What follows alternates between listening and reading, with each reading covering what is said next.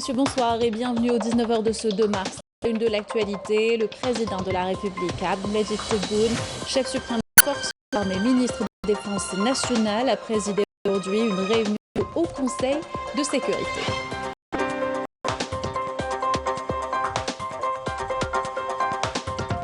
Début des travaux de la 39e session du Conseil des ministres arabes de l'Intérieur avec la participation de Kamel Benjoud. Il est question de l'ouverture arabe de lutte contre le crime systématique en Algérie.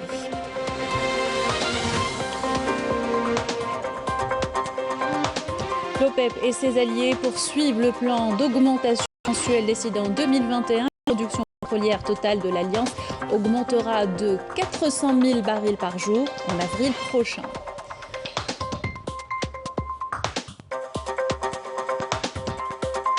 Retour sur le projet du gazoduc Tigenturin-Hassi-Kifef, lancé il y a quelques jours. L'infrastructure permettra de transporter 150 000 mètres cubes quotidiennement et raccorder Élysée et Janet au réseau de gaz naturel.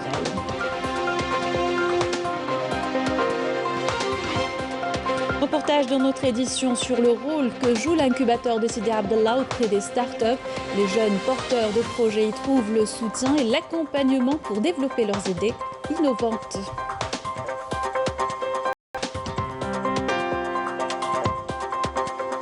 « 17 éléments de soutien au groupe terroriste et 27 narcotrafiquants arrêtés ainsi que plus de 70 kg de kiff traités saisis par des unités de détachement de l'armée nationale populaire. Le bilan opérationnel de la semaine écoulée tout à l'heure. Bienvenue à tous, heureuse de vous retrouver. Je vous le disais en titre, le président de la République, Abdelmajid Tebboune, chef suprême des forces armées, ministre de la Défense nationale, a présidé aujourd'hui une réunion du Haut Conseil de sécurité.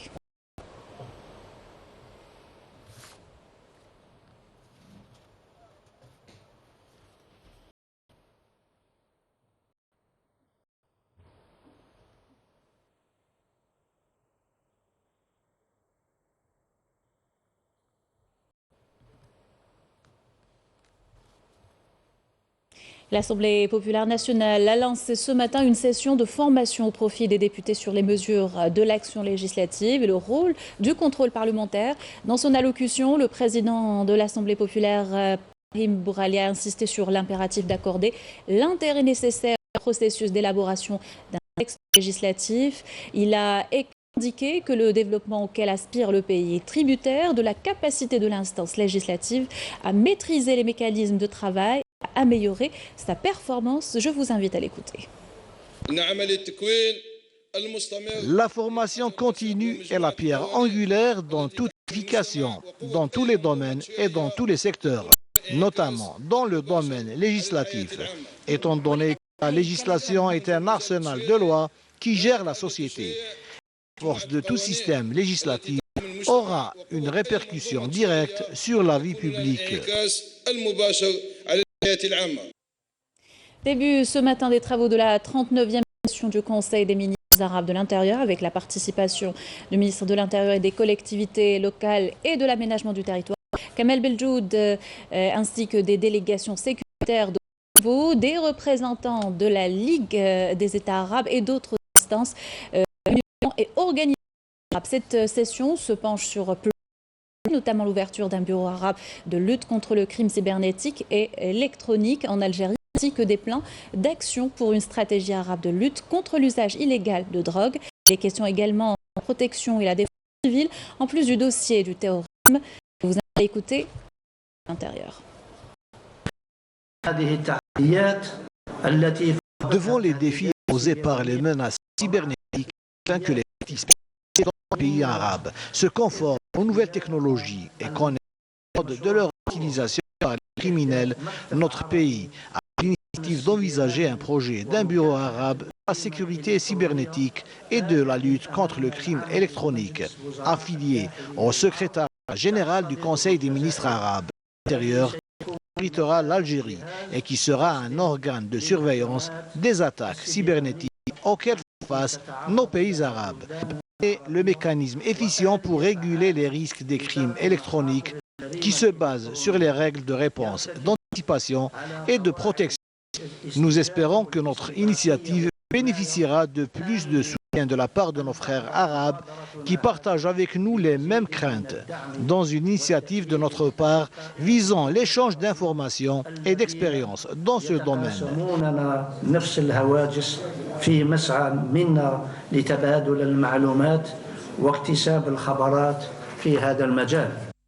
Et en marge des travaux du Conseil, le ministre de l'Intérieur, Kamel Beljoud, a effectué un entretien bilatéral avec son homologue saoudien, l'émir Abdelaziz Ben Saoud Ben Naif Ben Abdelaziz. Les deux parties ont abordé les voies de renforcer la coopération entre les deux pays.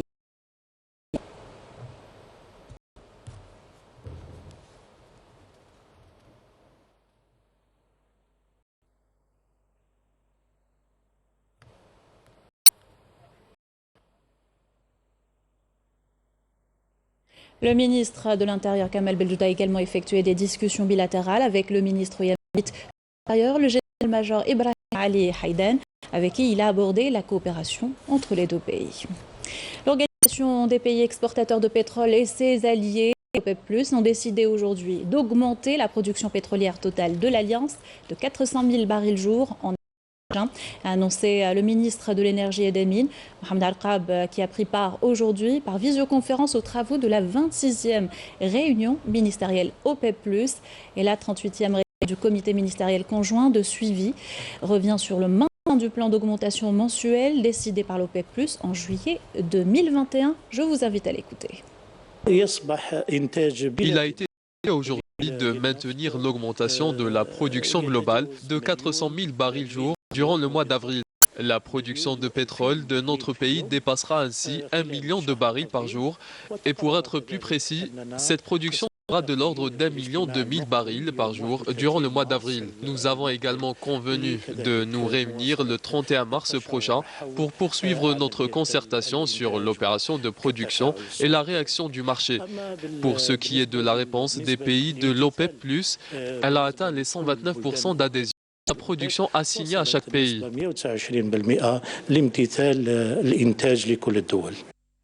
Et les cours de pétrole sont repartis à la hausse, poussés par les craintes pour l'approvisionnement mondial et pression inflationniste. Le Brent de la mer du Nord gagnait cet après-midi 7,59% après avoir atteint 113,94 $, un plus haut depuis 2014. L'Algérie adopte une nouvelle politique nationale pour la promotion de l'information et de la communication dans le cadre de la mise en œuvre du programme du président de la République Abdelmajid Tebboune.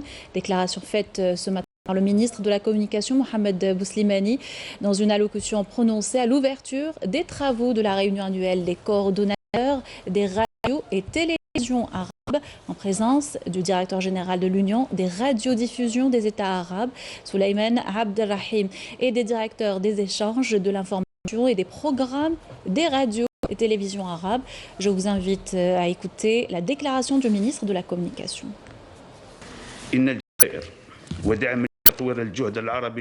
Afin de soutenir les efforts arabes conjoints visant à assurer un positionnement médiatique influent, l'Algérie procède actuellement à l'équipement du siège du Centre arabe d'échange d'informations et de programmes réalisés. En parallèle, l'Algérie adopte une nouvelle politique nationale pour la promotion de l'information et de la communication dans le cadre de la mise en œuvre du programme du président de la République.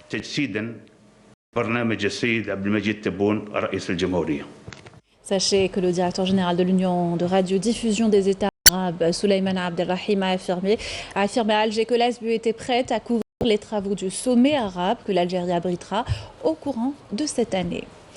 Dans le cadre de la coopération militaire algéro-italienne, le secrétaire général du ministère de la Défense nationale, le général-major Mohamed Salah Ben Bisha, a reçu aujourd'hui au niveau du cercle national l'armée Abni Tous, le général d'armée Giano Portolano, secrétaire général du ministère italien de la Défense et directeur national d'armement.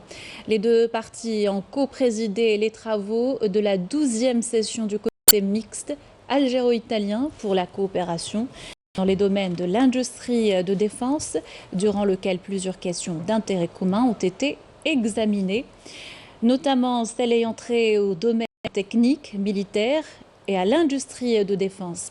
Les comités mixtes algéro-italiens ont également constitué une opportunité pour échanger les points de vue et consolider la coopération et la collaboration entre les armées des deux pays. Lancement du projet du gazoduc Tigenturin-Hassi-Kifafa-Elizi il y a quelques jours. Long de 109 km, il permettra de transporter 150 000 mètres cubes quotidiennement. Il s'agit de raccorder les wilayas d'Elizi et Janet au réseau de gaz naturel. Al-Majid Benkrassi. C'est un pipeline qui s'étend sur 109 km. Un projet long pour transporter du gaz naturel du complexe de Tigenturin à Hafef. Le projet a d'autre part vu la réalisation d'une station de pompe pour une valeur de 4 milliards de dinars. Un équipement qui permettra d'approvisionner en gaz les wilayas d'Elizi et de Janet. C'est un projet de 12 poules qui permettra de transporter du gaz depuis le camp de Tigenturin jusqu'à la station de pompage CPF حطت الضغط للولايات إليزي اللي دعمها بالغاز الطبيعي شبكة غازية لتموين الولايات إليزي وجاnet. Approvisionnement en gaz des wilayas d'Elizi et de Janet, toutes les infrastructures de la wilaya. Le projet part de Tigenturin jusqu'à Askiev. Il est réalisé par ACB, soit des moyens à 100% nationaux. Avec une capacité de transport quotidienne de 150 000 mètres cubes, le projet permettra de relancer l'activité industrielle dans la région et bien sûr, cette réalisation permettra de répondre aux besoins des habitants en production d'énergie électrique et gaz naturel. Pression moyenne 70 bars. Cet ouvrage qui va alimenter la wilaya de Elizi et Janet, Inch'Allah Barbi, avec une qualité de gaz pur. هذا المشروع عنده أهمية كبيرة. أولاً من ناحية من محطة توليد الكهرباء لإليزي.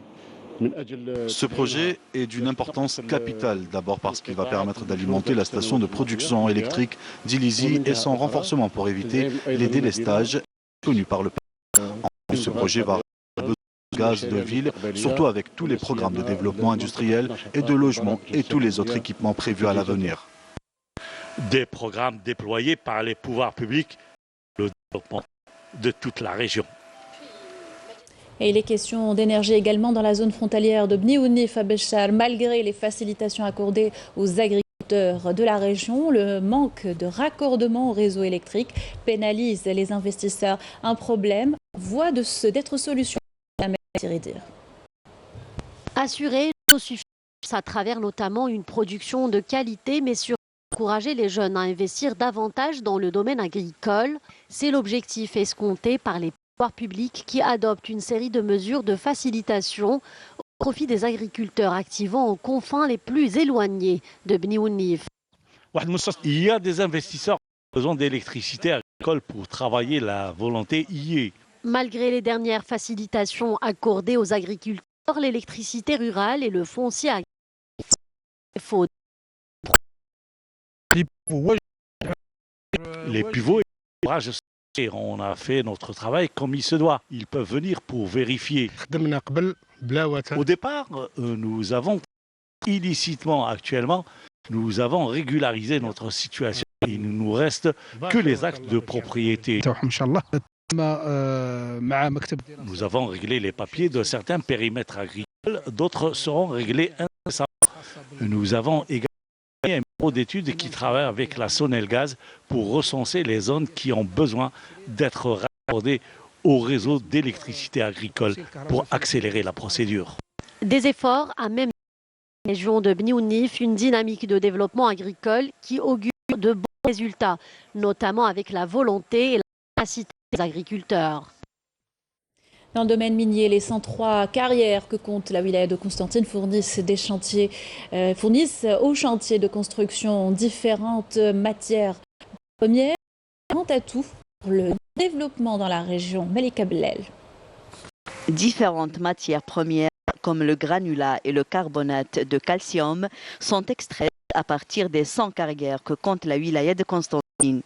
Une véritable richesse minière dont regorge la région. Ces produits sont utilisés dans la construction, mais aussi dans la fabrication du ciment, par exemple.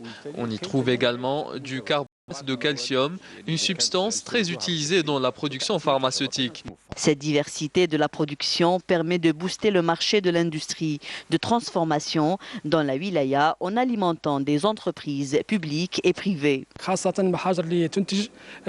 L'extraction localement du carbonate de calcium nous a permis de réduire les dépenses puisque cette matière était importée et coûtait très cher.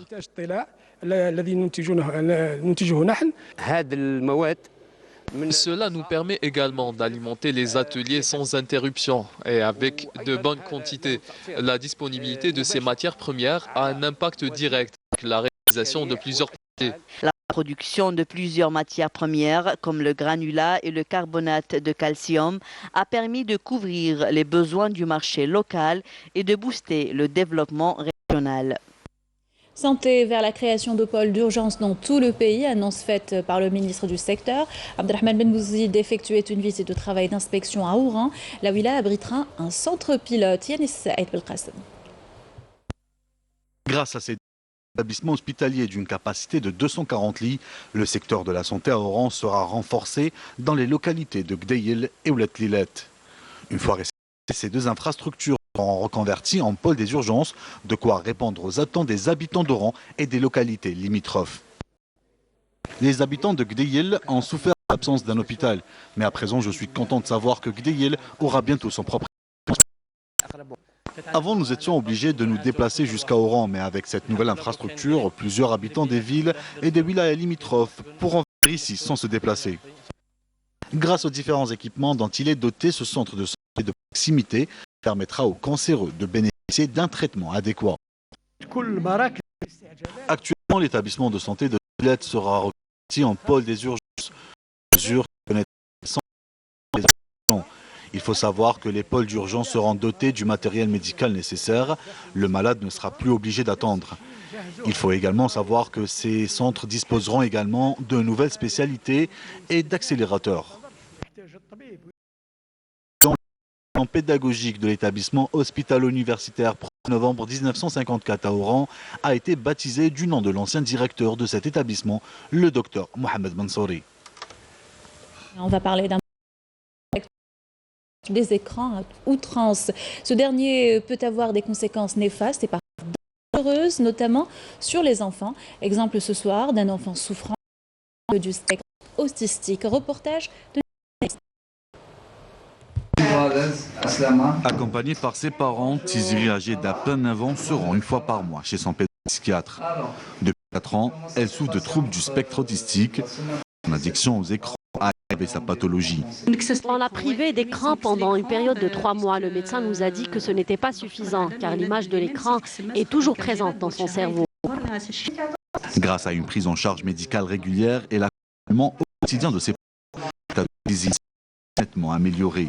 C'est-à-dire, il a une chose à noter, c'est-à-dire la première année, ça fait quelques années quand même, et il y a eu quand même une évolution, un changement. Quand on est surexposé aux écrans dès les bas âges, c'est-à-dire quand je parle des bas âges, c'est-à-dire avant 1 an, voire avant 18 mois.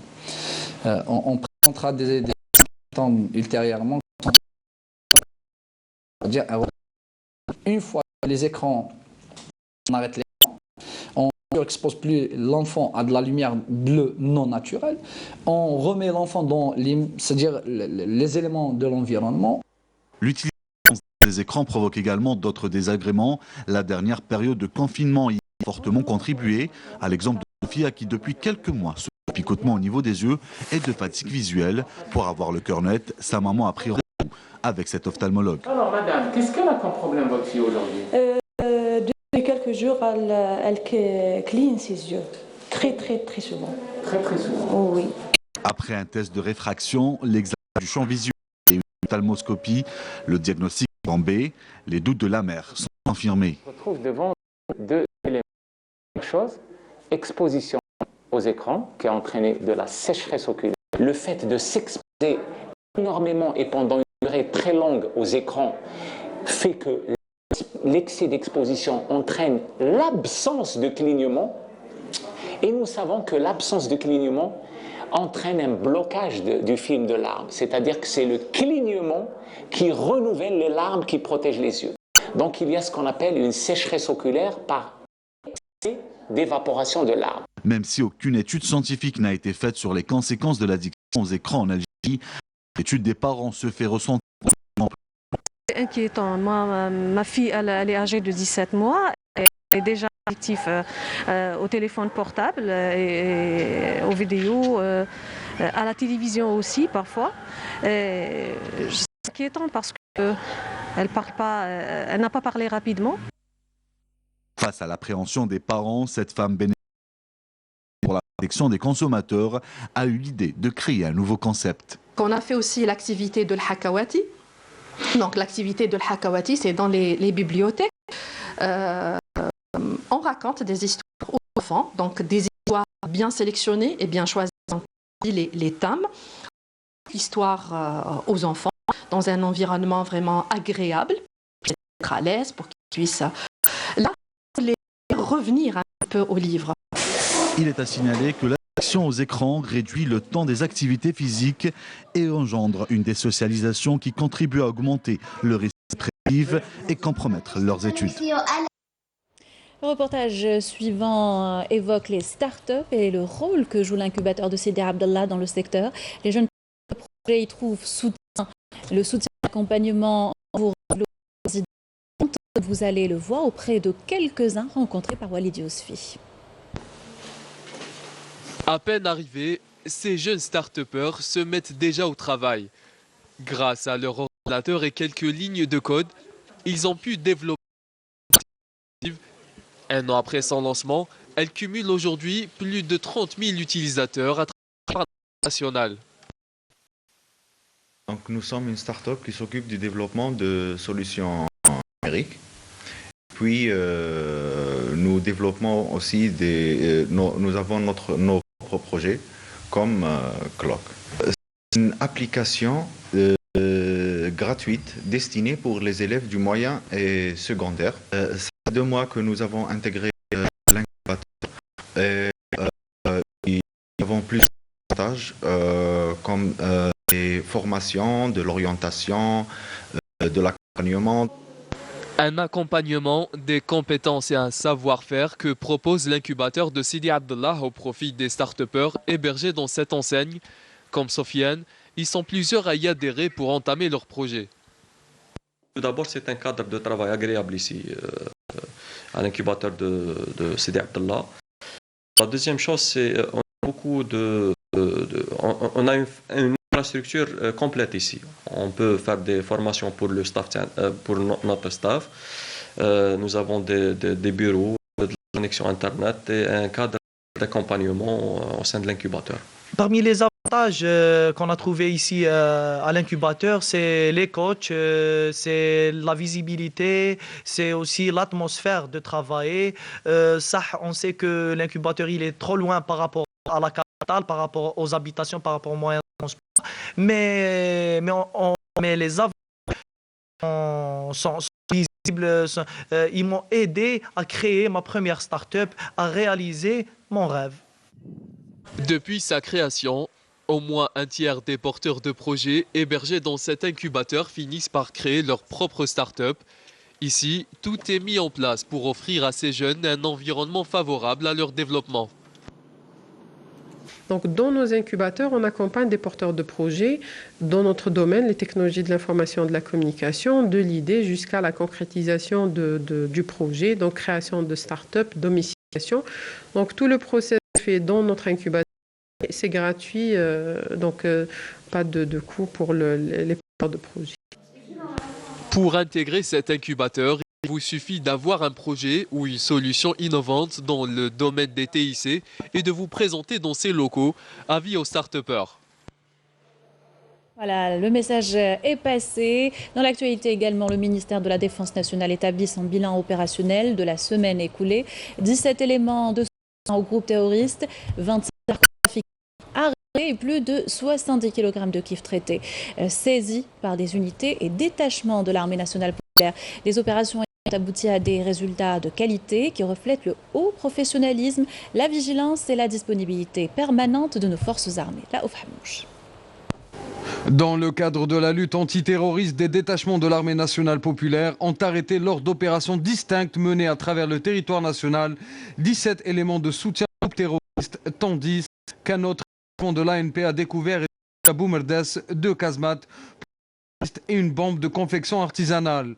Dans le cadre de la lutte contre la criminalité organisée en continuité des efforts soutenus visant à contenir le fléau du narcotrafic dans notre pays, des détachements combinés de l'armée nationale populaire ont arrêté en coordination avec différents services de sécurité à travers les différentes régions militaires 27 narcotrafiquants et ont saisi 70,5 kg de kif traités et 330 026 comprimés psychotropes.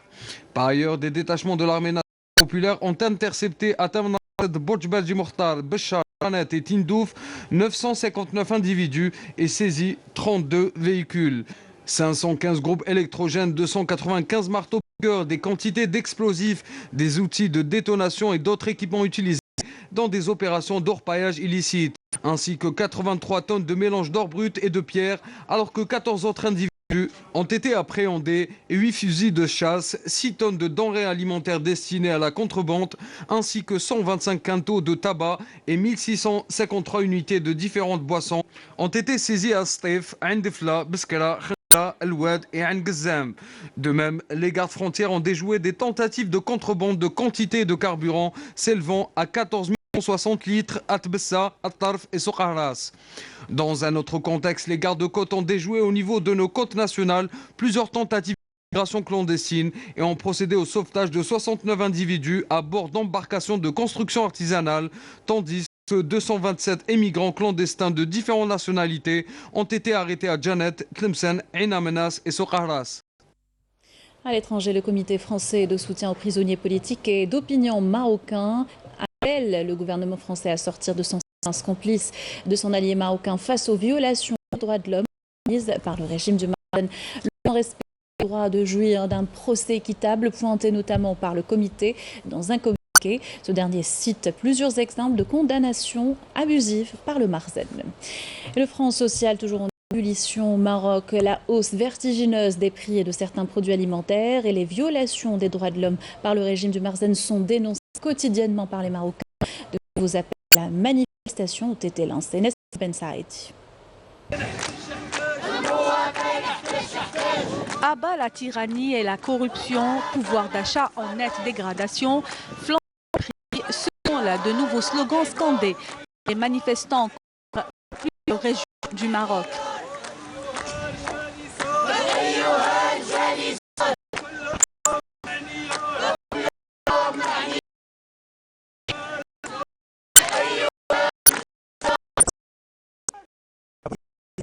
Mouvement de pression de précaire que subissent les Marocains.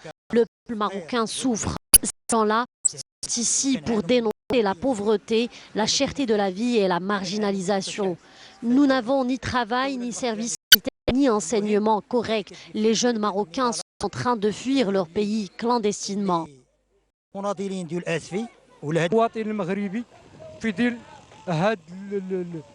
Les citoyens marocains subissent la pauvreté et la marginalisation.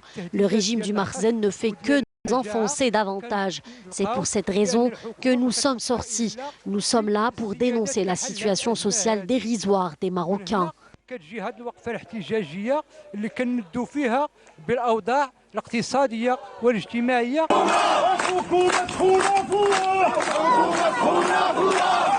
slogans fusés de partout pour dénoncer la politique du régime du Marzen face à une situation sociale de plus en plus critique et à la cherté scandaleuse de la vie publique et les restrictions et répression des droits et libertés publiques et syndicales. Des protestations contre le régime du Marzen pointées du doigt pour son incapacité à répondre aux préoccupations des citoyens marocains. Nous sommes ici au niveau de la place Moulay Youssef dans la région de Asfi pour dénoncer la situation sociale du régime du Marzen. Cela fait des mois que nous sortons dans les rues pour protester. Rien n'a changé. La situation ne fait qu'empirer. Tout ce que nous voulons, c'est une vie sociale décente.